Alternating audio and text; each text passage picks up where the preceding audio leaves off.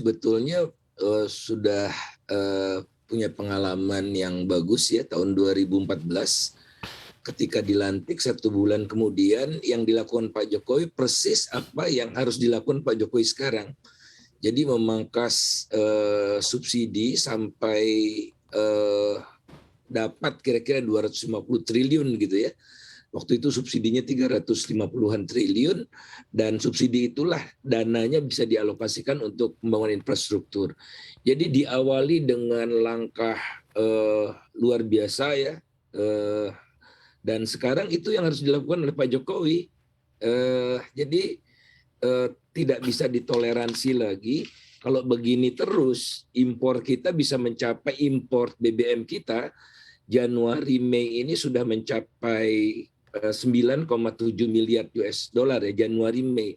Jadi kalau hal seperti ini berlangsung terus, kita akan habiskan untuk impor BBM saja itu bisa 20 miliar US dollar 1 tahun penuh ini gitu. Dan ini karena tidak ada adjustment, harga naik, permintaan juga naik gitu, volumenya naik karena tidak direspons pasar tidak merespons kenaikan harga BBM di dunia ini mengingat pemerintah terus saja mensubsidi tanpa batas gitu.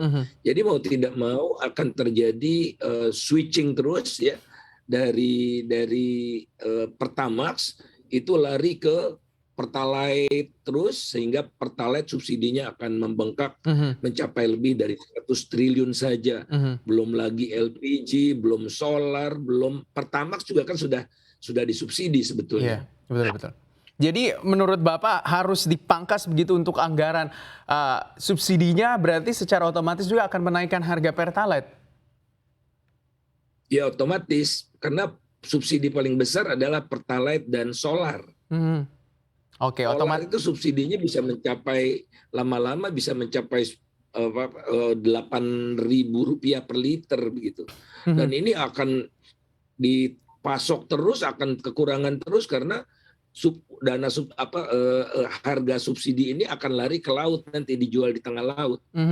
Seperti yang lalu juga. Baik. Di satu sisi juga ya Pak Faisal, kalau kita melihat sebenarnya dengan masuknya terhadap pemerintah untuk melakukan subsidi terhadap Pertalite yang begitu besar dan bahkan juga mungkin ada subsidi juga terhadap Pertamax dengan ketidakpastian yang begitu besar juga tentu akan membuat anggaran atau postur anggaran negara kita ini semakin berat ke depannya. Seberapa berat Anda melihat yang harus dirogoh kocek oleh pemerintah untuk terus melakukan subsidi kalau memang ini terus terjadi? Ya kira-kira 500 triliun ya dari yang dianggarkan cuma enggak sampai sekitar 100 jadi 500 triliun jadi naik 5 kali lipat. Nah, masalahnya adalah pemerintah tidak memandang ini semua subsidi. Jadi pemerintah sekarang mengalami keterbatasan anggaran. Nah, yang disubsidi itu tetap kecil, muncul namanya sekarang dana kompensasi. Nah, dana kompensasi ini suka-suka pemerintah. Jadi Pertamina suruh nombok dulu, PLN suruh nombok dulu, bayarnya entah kapan.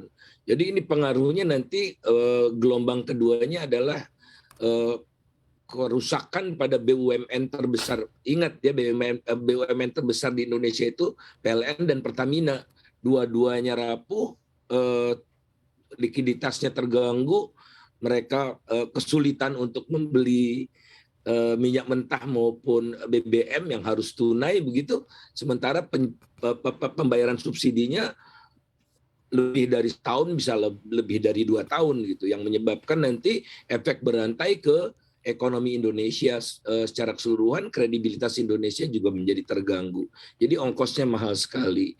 Jadi the only way, cara satu-satunya melakukan adjustment harga minyak dan pemerintah menyiapkan bantalan buat masyarakat yang sangat rentan.